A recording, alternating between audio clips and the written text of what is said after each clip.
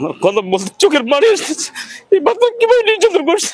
মুখত কামড় মারছে, এখানে কামড় মারছে, এদিকে কামড় মারছে, টিকেট কামড় মারছে, গলা টিপে ধরছে। আর শনি দিচ্ছে পালিয়ে আছে। আমি বিশ্বাস চাই।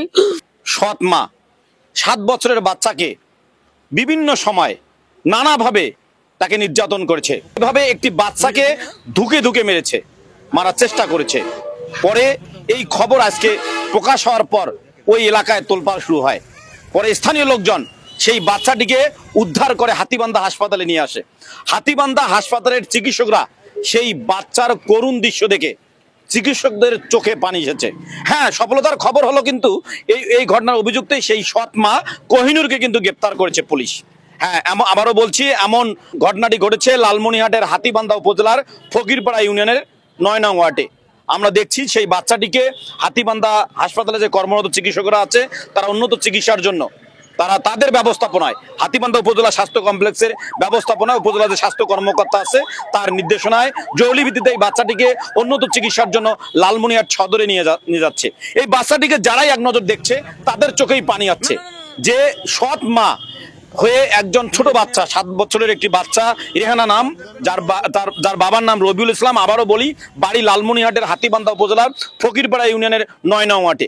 কি ঘটনা, আমরা ওই ওয়ার্ডের যে ইউপি সদস্য আছে ফরিদুল ইসলাম ভাই, তার কাছে আমরা বিস্তারিত জানার চেষ্টা করবো। একটু বলবেন? আসলে বিষয়টি খুব অত্যন্ত মর্মান্তিক। আমার কথা বলতে চোখের পানি আসতেছে।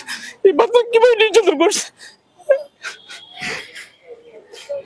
যাই হোক, আমার এই বাচ্চাটার আপনার সৎ মা, তার বাবা হচ্ছে ট্রাক ড্রাইভার, তার মা হয়তো পারিবারিক সমস্যার কারণে ডিভোর্স হয়ে গেছে।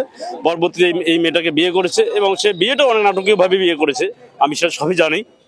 যাই হোক, এই মেয়েটাকে নাকি দীর্ঘ সময় ধরে মানে বাড়িটা এমন এক জায়গায় করেছে, আমার ওয়ার্ড থেকে যা আরেকটা ওয়ার্ডে রাস্তার ধারে বাড়ি করছে, সেখানে একাই, এবং সেই মেয়েটাকে নির্মম নির্যাতন করছে সেই এলাকায়। আপনি কখন শুনলেন? কি আমি এই যে এখন থেকে কিছুক্ষণের মধ্যে শুনলাম যে এই ঘটনা। আমি বললাম যে আগে মেডিকেল নিয়ে যাও, তারপর আমি যাচ্ছি ওখানে। সাথে সাথেই ওরা মেডিকেল নিয়ে আসছে, আমি পিছিয়ে পিছিয়ে আসলাম। আমি সচক্ষে এখন দেখলাম, আমি কিন্তু এর আগে দেখিনি এই ঘটনাটা। এখন নাকি অভিযোগ কোনো ব্যবস্থা হচ্ছে? হ্যাঁ, অভিযোগ মনে হয় হয়ে গেছে।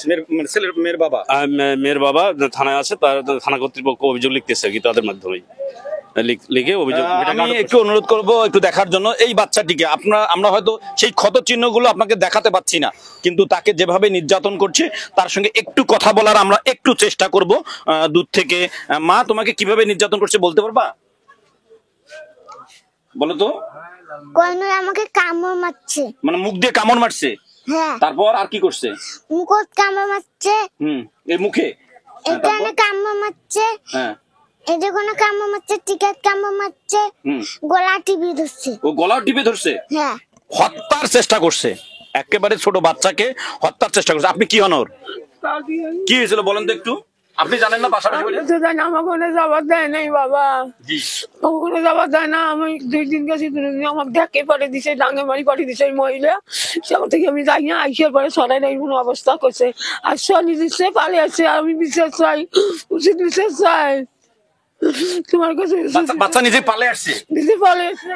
কি মর্মান্তিক ঘটনা! বাচ্চা তার সৎ মায়ের অত্যাচার সহ্য করতে না পেয়ে নিজে পালিয়েছে। হ্যাঁ, এখন আমরা যতটুকু জানতে পেরেছি ইতিমধ্যে পুলিশ সেই অভিযুক্ত অর্থাৎ এই রেহানার যে সৎ মা কোহিনুর অর্থাৎ রবিউলের স্ত্রী, ট্রাক চালক রবিউলের স্ত্রী, তাকে গ্রেপ্তার করেছে।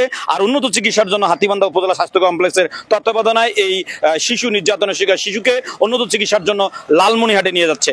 আমাদের হাতীবান্ধা থানাধীন ফকিরপাড়া ইউনিয়নের রমণীগঞ্জে এক শিশু বাচ্চাকে তার সৎ মা নির্যাতন করেছে, অমানবিক নির্যাতন করেছে। বিষয়টি জানার পর আমাদের মাননীয় পুলিশ সুপার লালমনিরহাট মহোদয় জনাব তরিকুল ইসলাম স্যারকে আমি বিষয়টা অবহিত করি।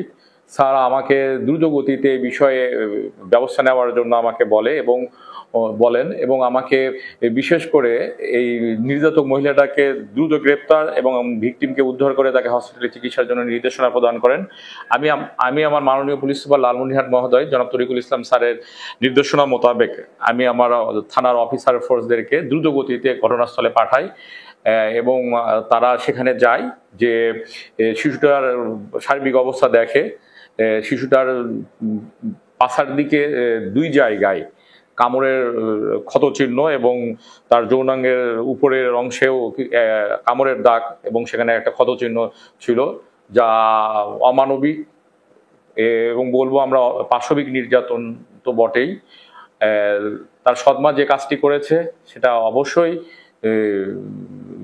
হৃদয় বিদারক এবং কষ্টদায়ক।